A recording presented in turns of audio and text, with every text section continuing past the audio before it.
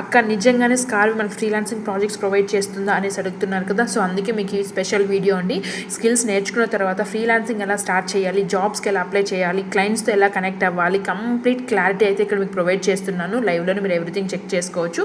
కేవలం కోర్సెస్ మాత్రమే కాదు, హై డిమాండ్ డిజిటల్ స్కిల్స్ నేర్చుకున్న తర్వాత కంపెనీ మనకి ఆపర్చునిటీస్ కూడా ప్రొవైడ్ చేస్తుంది. ఓకేనా.